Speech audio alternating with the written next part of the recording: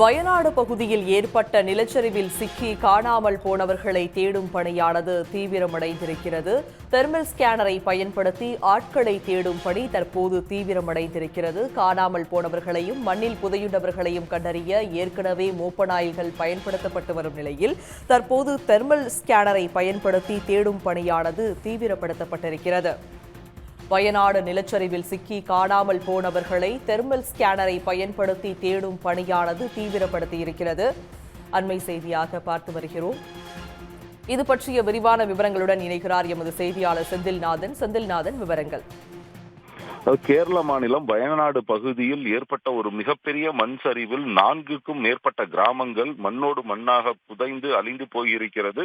4வது நாளாக தற்பொழுது மீட்பு பணி நடைபெற்று வருகிறது. இந்த மீட்பு பணியில் ராணுவத்தின் முப்படைகள் உள்பட அனைத்து பிரிவினர்களும் மீட்பு பணியில் ஈடுபட்டு வருகிறார்கள். தற்பொழுது பாதிப்பு ஏற்பட்ட அனைத்து பகுதிகளுக்கும் உட்கட்டமைப்பு வசதி, சாலை வசதிகள் செய்து முடிக்கப்பட்டிருக்கிறது. அது மட்டும் இல்லாம இந்த சூரல்மலையிலிருந்து முண்டக்கை செல்லும் பாலம் கட்டி முடிக்கப்பட்டிருக்கிறது.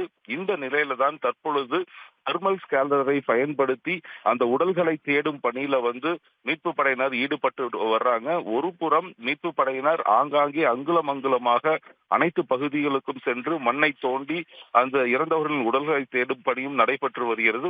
மறுபுறம் அதிநவீன தொழில்நுட்பத்தை பயன்படுத்தி இறந்தவர்களின் உடல்களை தேடும் பணியும் நடைபெற்று வருகிறது. அதில் ஒரு அங்கமாக தான் இந்த தெர்மல் ஸ்கேனர் டெக்னாலஜியை பயன்படுத்திட்டு இருக்காங்க.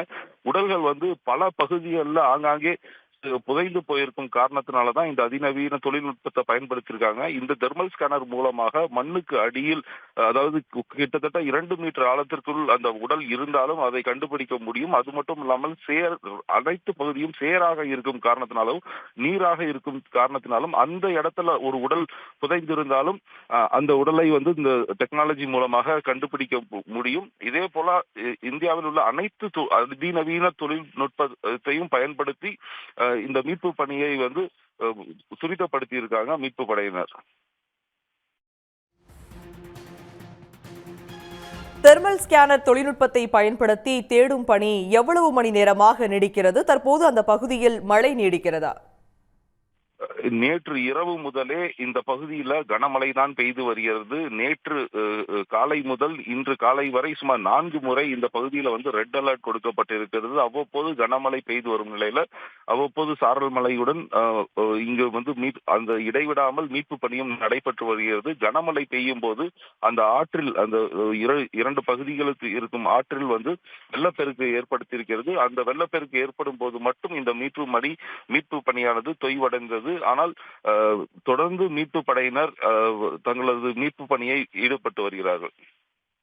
விவரங்களை வழங்கியமைக்கு நன்றி செந்தில்நாதன். சன் நியூஸ் வாட்ஸ்அப் சேனலை ஃபாலோ செய்யுங்கள். QR கோடை ஸ்கேன் செய்து சன் நியூஸோடு இணைந்திருங்கள்.